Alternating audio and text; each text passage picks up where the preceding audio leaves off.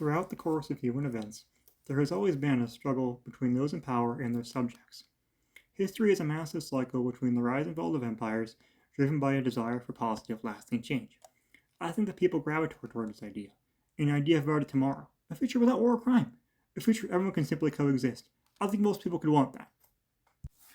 Those in authority take advantage of these beliefs. They promise a better future, whether it's better prices, less violence, or anything else that would influence a group to do something that is in that leader's best interest. They do this on the principle that it is also in the best interest of the masses. Frequently, we see leaders using this idea of the other, using the idea of a minority group to promote their own agenda. We often see this in the times of greatest struggle.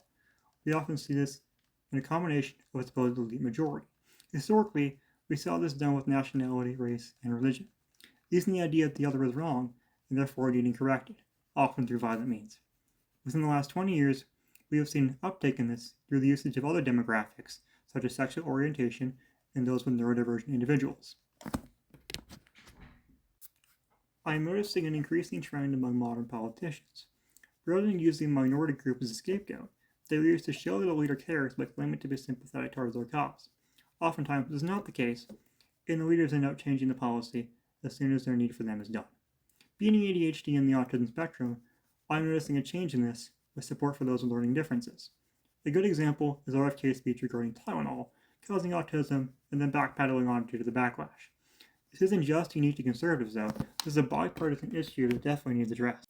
There was a case within the last few years where Rosie O'Donnell left the United States for Ireland after Donald Trump's victory in 2024.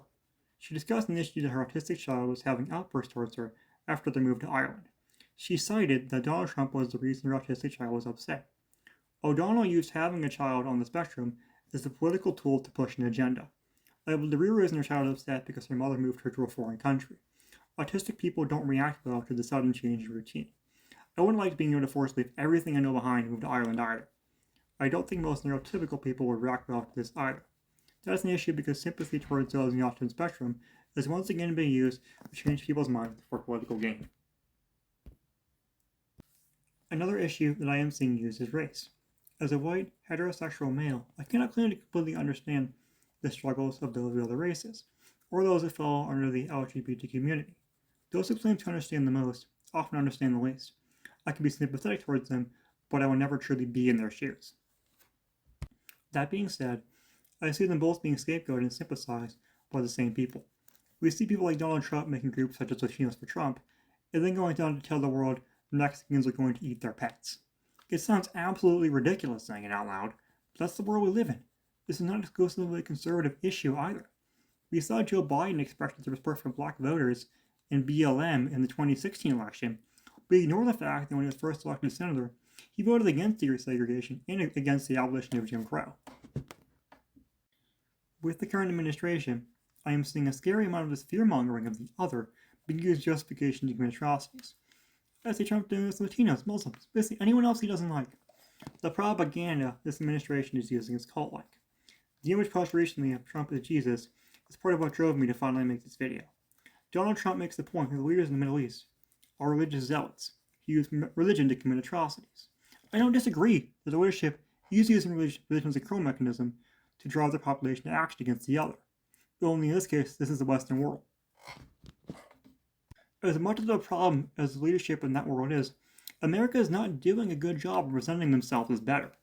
We launched bombing campaigns, recently hit a school of young girls and killed around 50. The Obama administration actually launched a drone strike into an Afghan wedding and killed several people. There are no winners in war. Muslims are being painted as religious extremists. Yes, a very small number are. However, our president is also putting his face on Jesus. It's not really a good look. The Pope even called him out on it. This man is supposed to be a figurehead of a nation. This stands for justice for all. This is not justice for all. This is justice for him and a select few who side with him. I also see a concerning resemblance with the current administration's propaganda. It seeks to invoke a sort of nostalgia. It uses classical imagery in an attempt to say that we can essentially just go back to the way things were before. This is done so with images such as advertisements putting Uncle Sam with ice.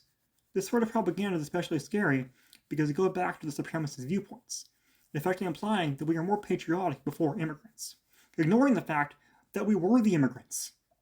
Another example of this is Adolf Hitler using propaganda from the classical, superior Aryan identity that supposedly existed before the Treaty of Versailles, and then blaming the whole thing on the Jews. For the world to progress, our country, as well as the world, needs to push for leaders to hold the interest of the people. We need to raise awareness that most people are good. The issue with electing officials is that those who want power are most often the most dangerous once they have it. The greatest leaders are the ones that reluctantly take the power because they feel they can make a change, not for themselves, but for the world. My goal of this video is education. I do not condone violence. I support peaceful protest and transition to power with due process. I feel it is our duty to make sure the world is as best as it can be for future generations once ours is gone. We won't be here forever. It will never be perfect, but it can be better. Transitioning to a better world does not happen through violence or fear-mongering. It happens through outreach, education, and understanding. We look for the past and see the cycle of violence throughout history. We have the capability to keep our world better for future generations.